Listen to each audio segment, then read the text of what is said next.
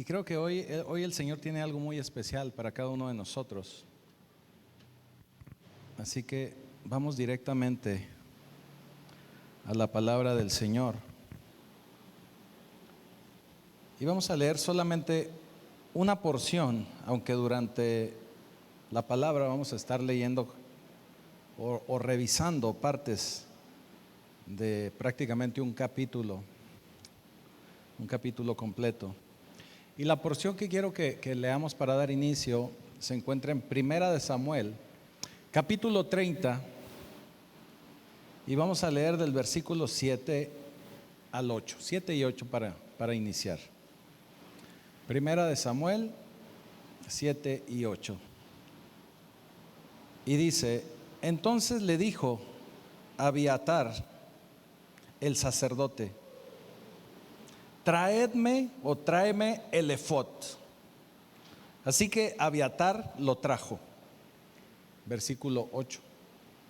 Y David le preguntó al Señor: ¿debo perseguir a esta banda de saqueadores? ¿Los atraparé? Y el Señor le dijo: sí, persíguelos. Recuperarás todo. Escucha, Pacto Vivo, recuperarás todo lo que te han quitado. Amén. Bendito Señor, bendito Padre Celestial, te damos gracias por esta tu palabra.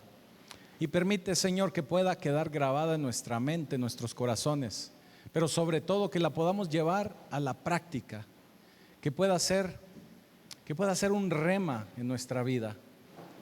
Te damos ya gracias, Señor, en el poderoso nombre de Jesús. Amén. Y vivimos un tiempo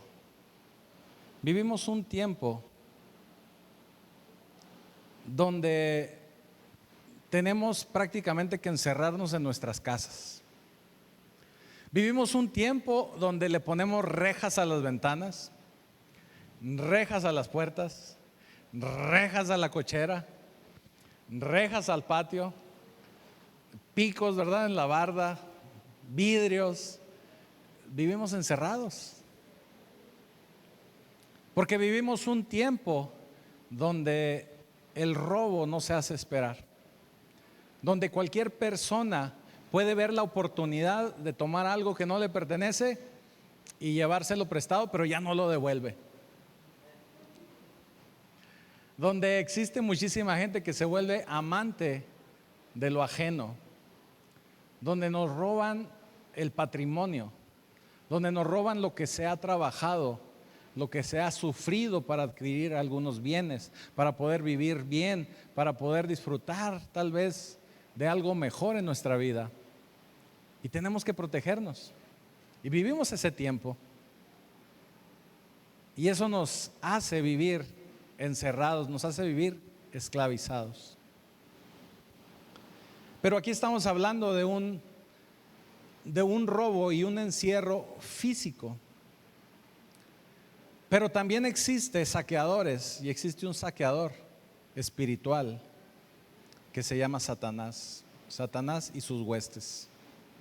Y usted tiene que recordar que la lucha no es contra carne ni sangre, sino con todas esas huestes, todos esos demonios que están tratando de robarnos la tranquilidad, que están tratando de robarnos nuestra vida, que nos están dejando únicamente con el estrés, únicamente con la depresión, únicamente con la desesperanza, y no nos permiten vivir de una manera libre, porque estamos viviendo a expensas de lo que Satanás está haciendo en nuestra vida y nos está robando nuestra vida. Satanás anda como león rugiente buscando a quien devorar. Y a medida de que nosotros abrimos la puerta, no le ponemos llave, se queda abierto sin reja, pues Satanás entra y roba y saquea.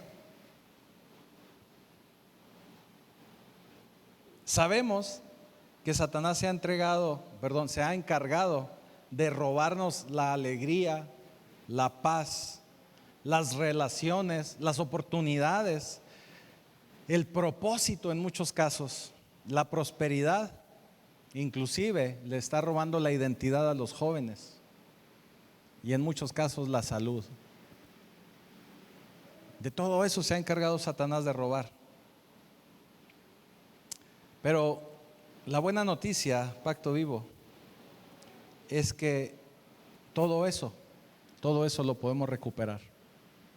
Todo eso está al alcance de nosotros y todo eso podemos ir y recuperarlo. Porque todo eso es algo que el Señor ya entregó, y si el Señor entregó para nosotros, nosotros somos los poseedores legalmente. Vaya, somos los que tenemos un derecho legal sobre todas esas cosas.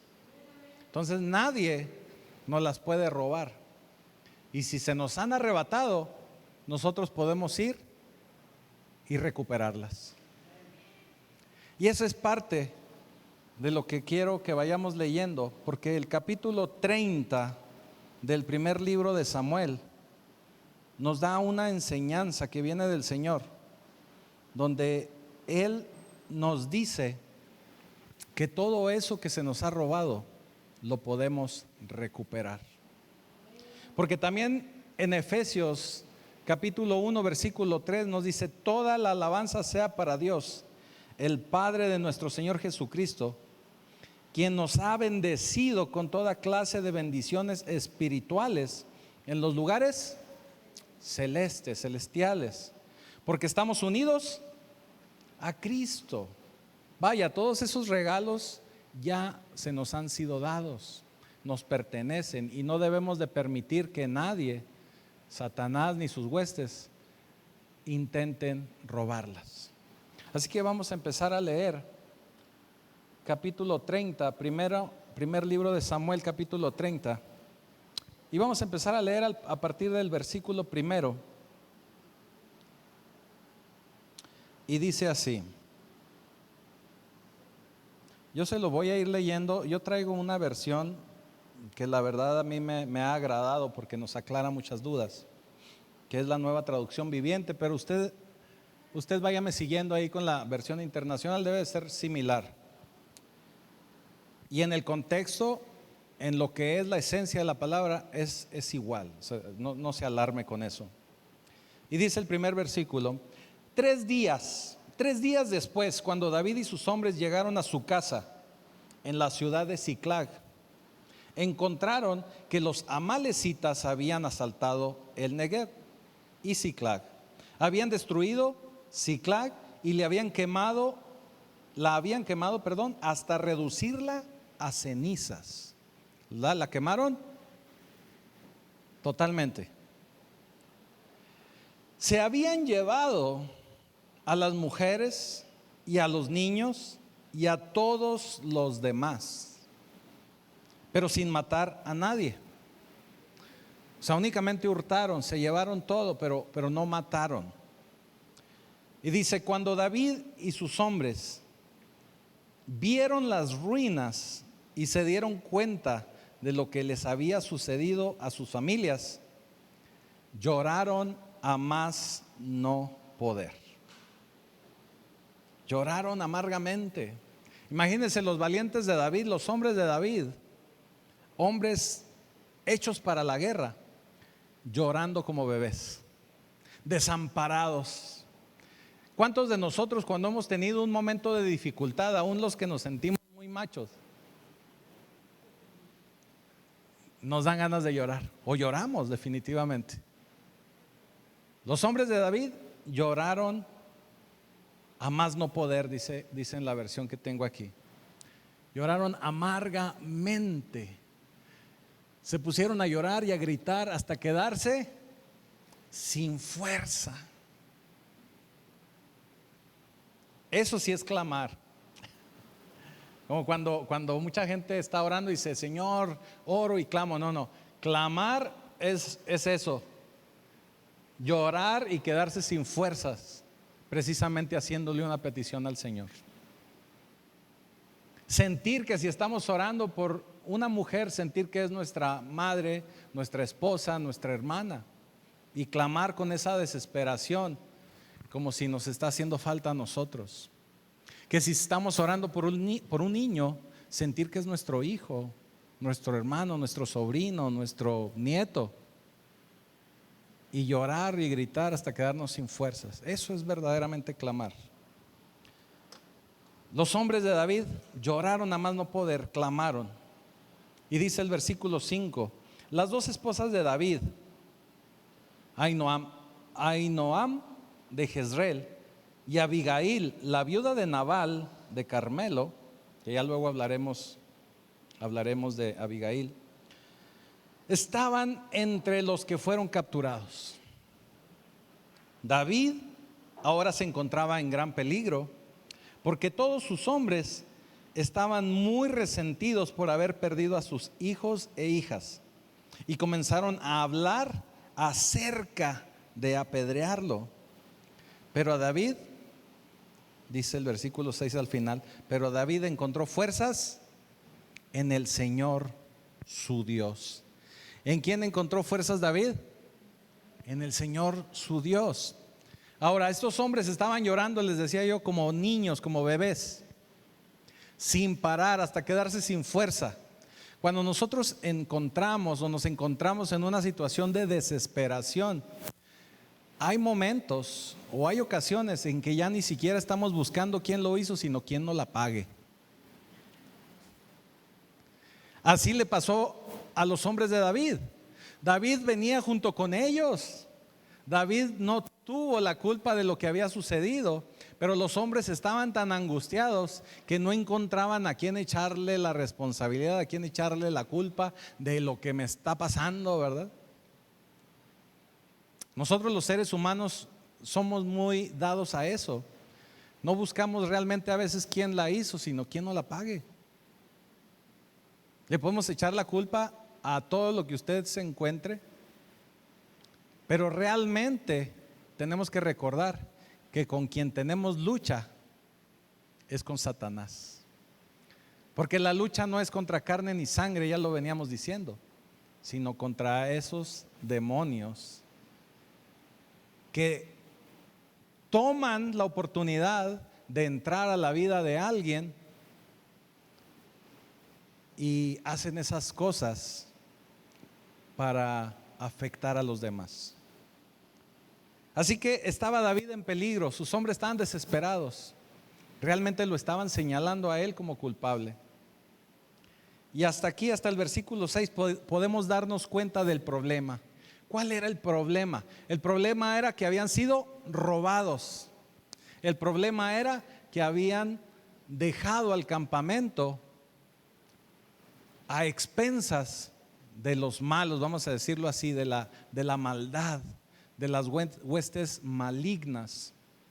Ahora, quiero que también tomemos en cuenta que eso pasa también en las familias. Cuando los hombres andan fuera y que no toman su posición en el hogar, llegan las huestes malvadas y les roban la familia. Se llevan a su esposa, se llevan a sus hijos. Y el varón, allá quién sabe dónde. Luego llegan y se encuentran con que ya se robaron, y estoy hablando en un sentido espiritual, Llegan y se encuentran que ya no está su esposa, que ya no están sus hijos, y entonces vienen los llantos y los lamentos. Y todo eso sucede porque el varón pierde su posición delante del hogar. Porque el varón somos muy dados a enfocarnos en proveer, pero se nos olvida que también tenemos que proveer el alimento espiritual y la posición en nuestra casa, en nuestra familia. Tenemos que estar muy alertas. El Señor le pregunta a Adán: Adán, ¿dónde estás? Después de que ellos pecaron. Y no le estaba preguntando dónde estás físicamente, puesto que el Señor sabía. Él había creado el Edén y ahí en el Edén había puesto a Adán. ¿A dónde más iba a ir Adán? Físicamente ahí estaba. Pero el Señor le pregunta a Adán: ¿dónde estás? O sea, en tu posición. Usted tiene que recordar que los miércoles estamos viendo la armadura de Efesios, y Pablo El Señor, por medio de Pablo, nos dice: manténganse firmes en su posición. No se muevan ni un pelo. Bueno, esa es versión Pedro Tarango. No se muevan ni un pelo de ahí de su posición. Manténganse firmes, alertas. Este es el problema que estaban viviendo, el problema que estaban transitando David y sus hombres. Los habían robado, los habían dejado sin nada, nomás con lo que traían puesto. Entramos en angustia y empezamos a culpar a todo mundo. Pero fíjense lo que dice el final del versículo 6.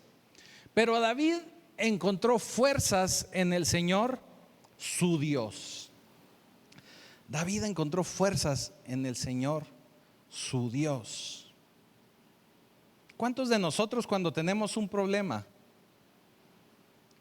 en lugar de venir a encontrar fuerzas en nuestro Señor, nuestro Dios, nos aislamos en nuestra casa?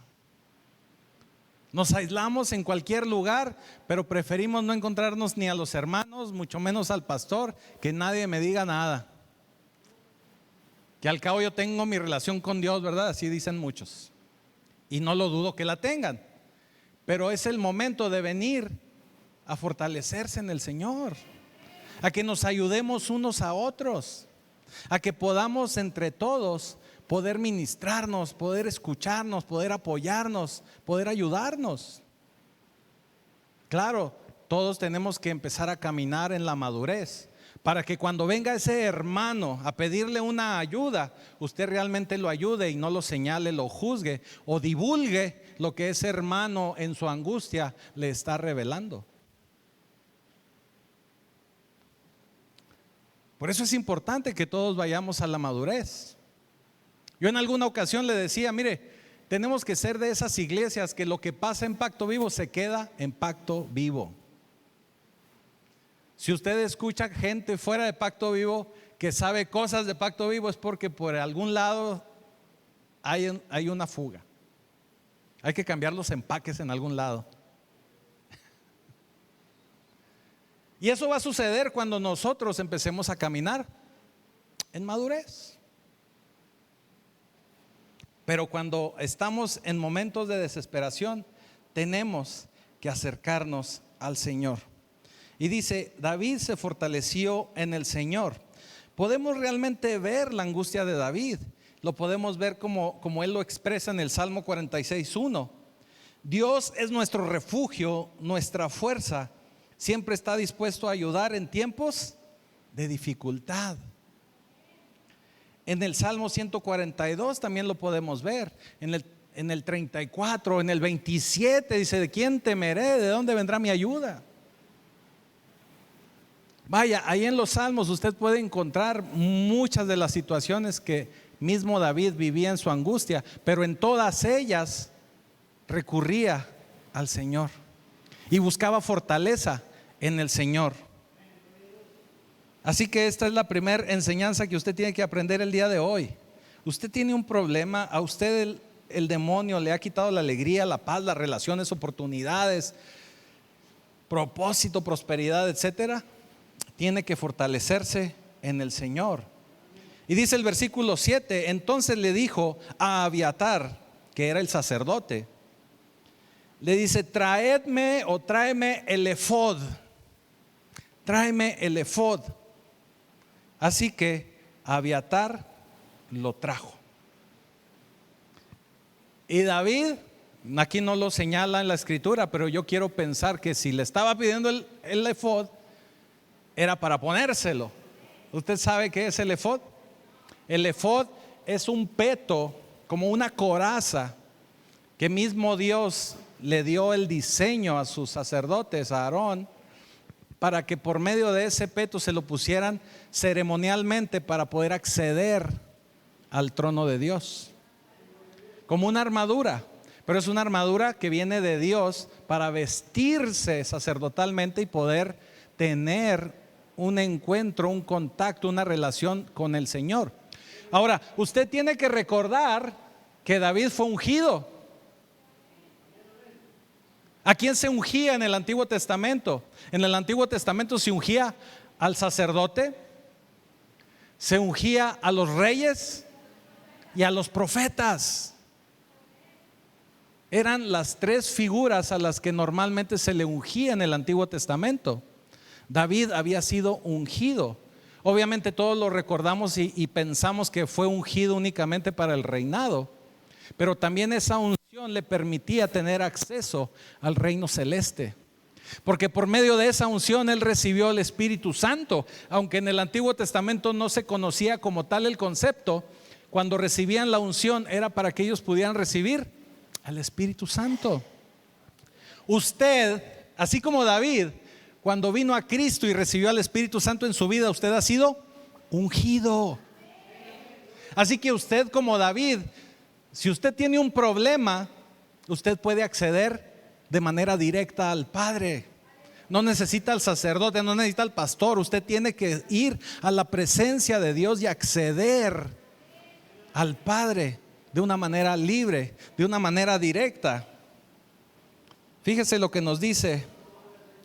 Fíjese lo que nos dice Primera de Juan, capítulo 2, versículo 20, dice: pero ustedes no son así, porque el Santo les ha dado su Espíritu y ustedes conocen la verdad. Y dice en el versículo 27: ustedes han recibido al Espíritu Santo y Él vive dentro de cada uno de ustedes, así que no necesitan a nadie que les enseñe lo que es la verdad, pues el Espíritu le enseña todo lo que necesita saber, y lo que Él enseña es verdad, no mentira. Así que tal como Él les ha enseñado, permanezcan en comunión con Cristo. Todo creyente, toda persona que ha recibido a Cristo en su vida, tiene la unción para poder acceder al Padre de una manera directa, para poder entrar en lo secreto, para poder entrar en su presencia, para poder buscar una respuesta de Dios. Mire, tenemos que entender que cuando nosotros tomamos las Escrituras y usted ve lo que hay aquí escrito, así la Biblia tal cual como está en lo físico, en las palabras griegas eso se llama grafo o grafé, o sea, lo que está escrito. Luego usted empieza a leer y empieza a recibir, y usted aprende lo que está ahí escrito y se convierte en una palabra logos, una palabra de conocimiento. Pero cuando usted entra a la presencia del Señor portando esa unción que usted ya tiene, metiéndose a esa presencia del Señor, esa grafé y ese logos empiezan a convertirse en rema para su vida, donde el Señor le empieza a usted a mostrar lo que usted necesita saber en esos momentos de dificultad. Mire, esto yo ya lo había explicado antes, pero se lo vuelvo a repetir. Es como los que nos gustan los deportes, o a los que les gustan los deportes, y lo voy a explicar con fútbol americano porque creo que es el que utiliza más ese tipo de cuestiones. El fútbol americano tiene su libro de reglamento.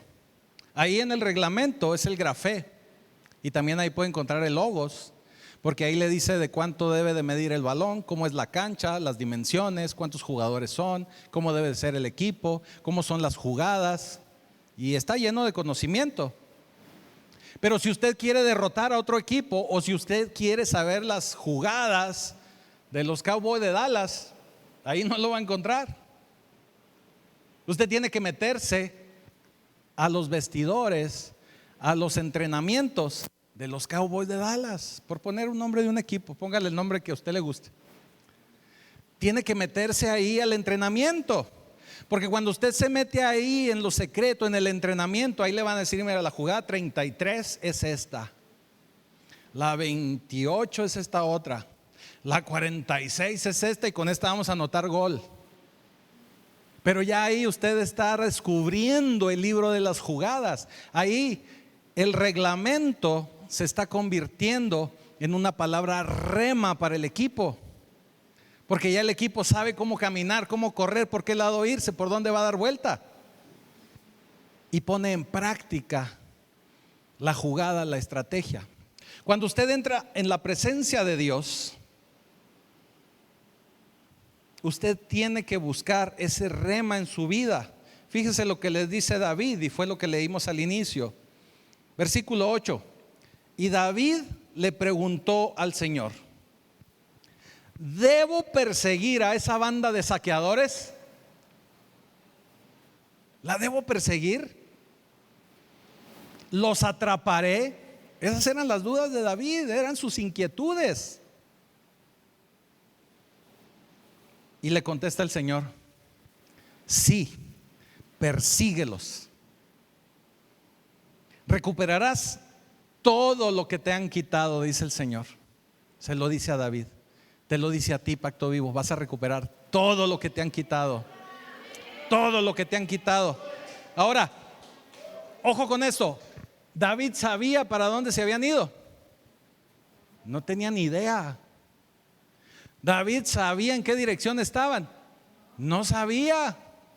Yo creo que cualquiera de nosotros que no sabemos cómo vamos a recuperar lo que nos han robado, nos quedamos en nuestra casa orando, ¿verdad? Señor, dinos por dónde. Señor, tráemelos aquí. Señor, ando bien cansado, tengo que ir a trabajar. Que se aparezca el dinero en mi cuenta, ¿verdad? O sea, no nos movemos. No nos movemos. Y si no nos empezamos a mover, no caminamos por fe. El Señor recuerda que tienes tú que empezar a caminar por fe para que el Señor te empiece a mostrar lo que sigue. David no sabía ni para dónde iba a salir corriendo. No sabía ni a quién tenía que alcanzar. No sabía en qué dirección ir. Pero en cuanto él empezó a marchar, y sobre todo porque llevaba a sus hombres con él, no iba solo, iba con la congregación, iban avanzando juntos. Cuando empezaron a avanzar juntos, el Señor dijo: mi hijo David sí me cree. Mi hijo David necesita más información. Mi hijo David necesita encontrar más información, y solamente puede venir de mí, porque yo soy el único que vi para dónde corrieron. Fíjese lo que dice en el versículo 11, Samuel 30:11. Cuando ya David se decidió a seguirlos, porque ya había escuchado la voz de Dios, ya había entrado primero entró en oración a escuchar la voz de Dios. Cuando ya estaba dispuesto a ser obediente a la voz de Dios, entonces salió a caminar. Dice la Escritura, no vamos a meternos en esos versículos, no todos lo acompañaron. No todos lo acompañaron, porque hubo muchos que se sintieron desgastados, que se sintieron devastados, o que estaban muy cansados y que no pudieron seguir. Se quedaron llorando. Pero los que sí se fortalecieron en el Señor, que sí vieron la fortaleza de David, marcharon junto con él. Y en el versículo 11 dice: en el camino encontraron a un egipcio en un campo y lo llevaron a David. Le dieron pan para comer y agua para beber. También le dieron parte de un pastel de higos y 2 racimos de pasas, porque no había comido ni bebido durante 3 días y 3 noches. Al poco tiempo recuperó sus fuerzas. Vamos a poner una pequeña pausa aquí. David no sabía ni en qué dirección caminar. A David lo habían robado, a David lo habían dejado sin nada. Si se encuentra a una persona cuando usted va en busca de recuperar lo que le ha sido robado, y usted considera que a usted le robaron y que usted no puede ayudar a nadie más porque ya lo dejaron en ceros, créame que el Señor de todas formas le va a poner a alguien para que usted manifieste esa ayuda también a alguien más. Para que usted manifieste esa voluntad que usted tiene en bendecir, esa voluntad que usted tiene en ayudar, porque el Señor te quiere ayudar, pero quiere que tú también sigas ayudando. Entonces primero el Señor va a poner a alguien necesitado en tu camino para probar tu corazón, para saber si realmente tú quieres seguir ayudando, para saber si tú tienes esa voluntad de cumplir con la palabra de Dios, de hacer la voluntad de Dios. David, así como iba, era muy fácil haberle dicho: no, mi chavo, no traigo, ¿verdad? Y vamos a seguirle, ¿verdad?, para encontrar a los saqueadores. Pero no, le dieron comida, le dieron agua y esperaron un momento a que se recuperara. Y le dice en el versículo 13, fíjese lo que pregunta David: ¿a quién le perteneces y de dónde vienes? Porque vio claramente que era un esclavo egipcio. Eso le preguntó David. ¿A quién perteneces?, le preguntó David. ¿De dónde vienes? Y ya él le contestó: soy egipcio, esclavo de un amalecita, respondió. Mi amo me abandonó. Fíjese, nomás le preguntó quién eres y de dónde vienes. Pero fíjese toda la información que le da a él. Mi amo me abandonó hace 3 días porque yo estaba enfermo. Regresábamos de asaltar a los cereteos en el Negev, el territorio de Judá y la tierra de Caleb, y acabábamos de incendiar Siclag. ¿David le preguntó eso? No. ¿Me guiarás a esa banda de saqueadores? Siguiente pregunta de David. El joven contestó: si haces un juramento en el nombre de Dios, egipcio. Pero sabía con quién estaba hablando y sabía el Dios que tenía esa persona con la que estaba hablando, y sabía que iba a cumplir un juramento que le hiciera a ese Dios, porque aunque mucha gente no pertenecía al pueblo de Dios, sabían el poder de Jehová. Sabían el poder de Jehová y sabían que es un Dios vivo. Así que si haces un juramento en el nombre de Dios, no me matarás ni me devolverás a mi amo. Entonces los guiaré a ellos. Cuando David empezó a caminar, ¿sabía dónde iba? No, pero le creyó a Dios. Le pone a alguien para que le brinde su ayuda, le ayuda. ¿Y qué es lo siguiente que pasa? Que el Señor le da más información. Más información. Miren, nosotros cuando empezamos a caminar por fe, tenemos que empezarnos a mover por fe, aunque no lo podamos ver. Usted ya lo sabe. Se habla mucho, pero el Señor no nos llamó a hablar de fe, nos llamó a caminar por fe. A medida de que tú empiezas a caminar por fe, el Señor te va a mostrar más, te va a dar más información. No sé si te ha tocado en el campo, y digo en el campo porque aquí hay mucha luz mercurial, pero cuando estás en el campo y te subes a un auto, tú lo echas a andar, te subes y le empiezas a dar, le prendes la luz y nada más alcanzas a ver hasta, ¿qué te gusta? 30, 40, 50 metros, pero no alcanzas a ver más allá.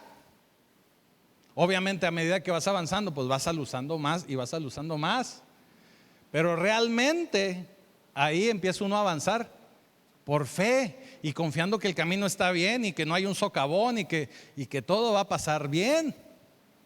Así es el caminar con el Señor. A medida de que vamos avanzando, Él nos va iluminando otra parte del terreno y otra parte y otra parte, y nos va dando información para nosotros poder llegar a nuestro propósito, a nuestro final.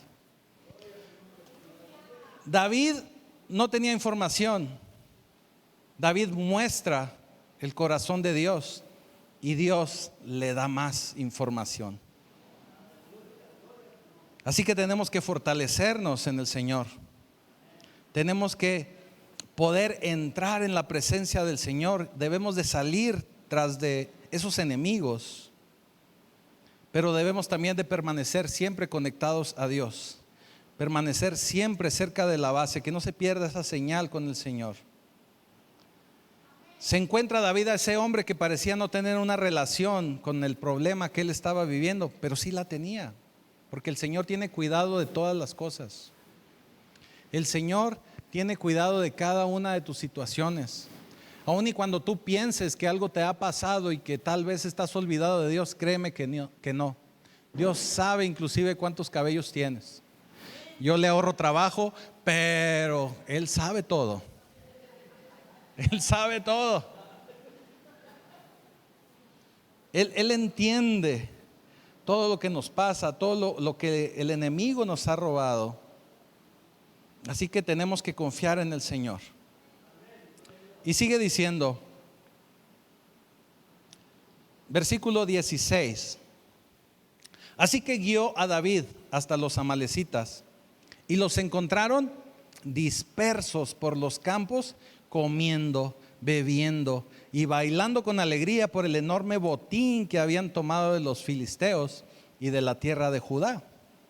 Cuando el enemigo te roba, él está muy confiado, gozándose y regocijándose de lo que robó, pero no saben lo que les espera cuando le roban a un hijo de Dios. Entonces David y sus hombres se lanzaron contra ellos y los mataron durante toda la noche, durante todo el día siguiente hasta la tarde. Ninguno de ellos escapó, excepto 400 jóvenes que huyeron en camellos. Así que David recuperó todo lo que los amalecitas habían tomado, rescató a sus 2 esposas, no le faltaba nada, ni grande o pequeño, hijo o hija, ni ninguna otra cosa que se hubieran llevado. David regresó con todo. También recuperó los rebaños, las manadas, recuperó a sus hombres, y sus hombres los arrearon las manadas delante de los demás animales. Y todos decían, este botín, o todos dijeron, este botín le pertenece a David. Este botín le pertenece a David. Mira, cuando nosotros somos atacados por el enemigo y nos ha robado, como yo te decía, nos ha robado la felicidad, nos ha robado las relaciones, nos ha robado la familia, nos ha robado el propósito, la prosperidad, la salud inclusive. Y nosotros entramos a la presencia de Dios buscando una respuesta que venga directamente de Dios. Nosotros podemos recuperar todo, porque todo eso que se nos ha sido robado lo podemos volver a recuperar intacto, así como lo hizo David. Eso es lo que nos está mostrando el Señor a través de capítulo 30 de Primera de Samuel. Podemos recuperar todo intacto, pero tenemos que disponernos a ir por Él. Y primero que nada tenemos que disponernos a escuchar la voz de Dios, a caminar por fe, estar entendiendo que todo lo que se nos ha sido robado se nos regresará. El Señor puede devolverte aún cosas que inclusive tú no sabías que habías perdido, así como lo hizo con David. David recuperó todo lo que le robaron a él, pero también recuperó todo lo que le habían saqueado a otros lugares, a otras personas, y todo el botín le pertenecía a David. El Señor le entregó cosas que ni siquiera David había perdido. Así que si tú te decides a escuchar la voz de Dios, a seguir caminando por fe, el Señor te va a entregar no solo lo que perdiste, sino aún en abundancia, aún más allá de lo que tú estás tratando de recuperar. El Señor es bueno, el Señor es bueno, y el Señor ya nos dio la victoria. Por eso en 2 de Corintios 2:14 dice, así que gracias a Dios, quien nos ha hecho sus cautivos y siempre nos lleva en triunfos en el desfile victorioso de Cristo. Ahora nos usa para difundir el conocimiento de Cristo por todas partes como un fragante perfume. También nos dice en Romanos 8:37, claro que no, a pesar de todas estas cosas, nuestra victoria es absoluta por medio de Cristo, quien nos amó. Colosenses 2:15 nos dice, de esa manera desarmó a los gobernantes y a las autoridades espirituales, los avergonzó públicamente con su victoria sobre ellos en la cruz. Así que tenemos la victoria garantizada en Cristo Jesús. No debemos temer, lo único que tenemos que hacer es caminar por fe, entrar en la presencia de Dios, buscar consuelo en la presencia de Dios, y Él nos va a dar la victoria. Y aunque no tengamos información, Él nos va a llevar paso a paso y nos va a poner gente en nuestro camino, hermanos, hermanas, pastores, líderes, gente que nos va a ir bendiciendo y nos va a ir mostrando el camino para recuperar todo aquello que se nos ha sido robado. Así que tienes que creerle al Señor. Tienes que creerle al Señor. Y mira, hay una historia, y esto no está en las Escrituras, pero es una historia que nos va a ayudar. No sé si ustedes han escuchado un cuento inglés que se llama Jack y los frijoles mágicos. En una de las versiones, porque hay varias versiones de este cuento, pero en una de las versiones habla de que Jack y su mamá estaban viviendo en una situación terrible de pobreza. Ya no les alcanzaba para nada, ni para ir al Oxxo. Ya no se completaban ni para el kilo de tortillas. Pero tenían una vaca. Pero pues con la pura leche no les era suficiente. Entonces un día la mamá de Jack le dice: Jack, toma a la vaca, agarra la vaca y ve a vendérsela al carnicero. Tal vez con lo que saquemos de dinero de la venta de la vaca podamos resistir unos días más. Entonces Jack agarra la vaca, ¿verdad? En una canción, la vaca. Agarra Jack a la vaca y ahí va Jack con la vaca.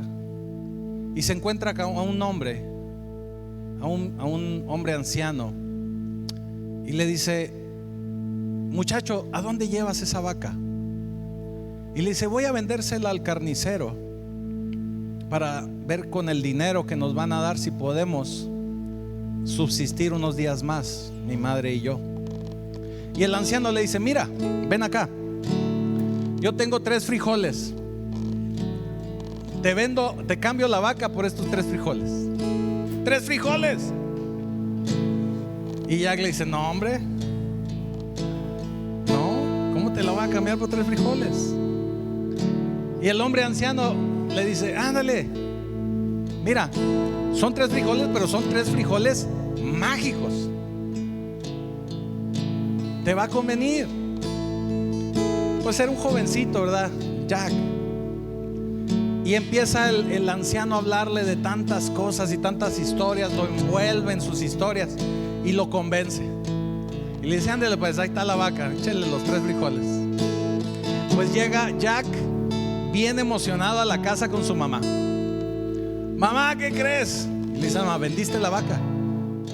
No, pero la cambié por 3 frijoles. Y era una mamá de esas mamás de Chihuahua. Ustedes saben cómo son esas, ¿verdad? Con una puntería de esas, con la chancla y, o sea, brava la mamá. Brava la mamá. Total que, bueno, pues ya después de recibir el regaño, después de lamentarse, después de entender que Jack dice: ching, pues la regué, ¿verdad? Pues se va a dormir. Estaba haciendo calor como el de Chihuahua, entonces tenía la ventana abierta. Lo bueno es que no había llovido y no había moyotes. Entonces tenía la ventana abierta y ve los frijoles, los avienta por la ventana y se acuesta a dormir. Poco antes de amanecer, despierta Jack y voltea por la ventana y ve que está un árbol enorme ahí donde aventó los frijoles mágicos. Y le llama la atención porque no alcanza a ver ahí al final, pero como que ve que algo está pasando de aquel lado. Y ya ve los chamacos como son inquietos. Entonces se brinca por la ventana y empieza a escalar, empieza a subir y a subir y a subir y a subir. Llega hasta el cielo, arriba de las nubes, a donde lo lleva ese árbol enorme. Se da cuenta que ahí arriba hay un castillo dorado. Se da cuenta que allá hay abundancia, que hay oro, que hay riquezas. Y va y camina hasta el castillo y se mete al castillo. y ve que todo es un poco más grande de lo normal, pero ve que hay mucha abundancia.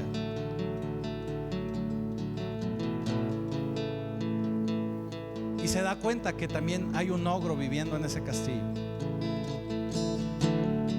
Cuando ve Jack al ogro y que lo escucha venir, se esconde en una especie de alacena.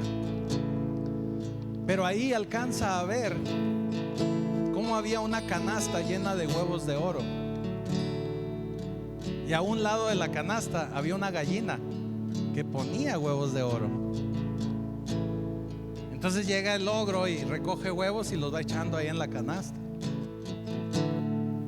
Jack sigue asustado, sigue escondido. Y ya ve cómo son los cuentos infantiles.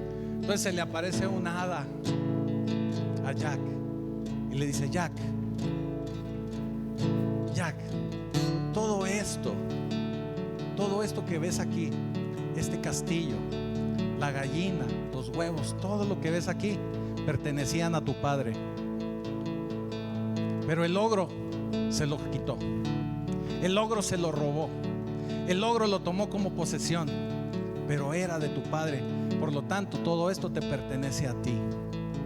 Por lo tanto, todo esto es tuyo. Por lo tanto, todo esto son riquezas que te pertenecen. Así que Jack se armó de valor, salió de esa alacena, vio que el ogro estaba descuidado, corrió, tomó la canasta de huevos de oro, tomó la gallina y salió corriendo. Dijo: de aquí, esto nadie me lo quita, porque esto me pertenece, esto es de mi padre. Nadie me lo va a quitar, es de mi padre y yo soy su hijo, por lo tanto me pertenece. Y sale corriendo. El ogro lo descubre y va atrás de él. Pero Jack baja con mucha agilidad, mientras que el ogro en su torpeza cae y se desnuca. Se acaba el ogro. Así que hoy te quiero decir, como dice en Juan 15:1, nosotros también tenemos acceso a ese árbol, a llegar hasta ese cielo donde está nuestro Padre, donde está todo lo que le pertenece a nuestro Padre, y que como le pertenece a nuestro Padre es nuestro. Dice Juan 15:1: yo soy la vid verdadera y mi Padre es el labrador. Es el labrador. Todas esas riquezas en gloria que están ahí en la eternidad, que están ahí en lo sobrenatural, te pertenecen a ti, porque tú eres el hijo de ese Padre que vive en abundancia. Tú eres el hijo de ese Padre que tiene todas esas riquezas. Pero lo único que tenemos que hacer es subir a su presencia y reclamar lo que es de nuestro Padre, reclamar lo que te pertenece a ti, lo que tú por derecho legal tienes la propiedad, porque tú ya eres dueño de todo eso. Tu Padre te lo está entregando, tu Padre te lo está heredando. Así que ponte de pie, porque vamos a orar sabiendo y entendiendo que nuestro Padre